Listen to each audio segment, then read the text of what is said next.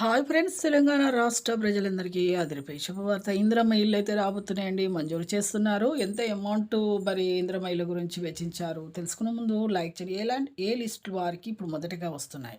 L1, L2, L3 లిస్టులు అయితే విడుదలైతే చేశారు కాబట్టి, అందులో ఎవరికి ఏ లిస్టులో వస్తుంది, ఎంత అమౌంట్ వస్తుంది తెలుసుకునే ముందు లైక్ చేయండి, షేర్ చేయండి, సబ్స్క్రైబ్ చేయండి. పక్కన బెల్ ఐకాన్ ఆల్ సింబల్ పెట్టండి. గంట సింబల్ నొక్కితే నేను వేసే లేటెస్ట్ అప్డేట్స్, వీడియోస్, నోటిఫికేషన్స్ మీకు వెంటనే అయితే వస్తాయండి. ఒక లైక్ చేయడం మర్చిపోకండి.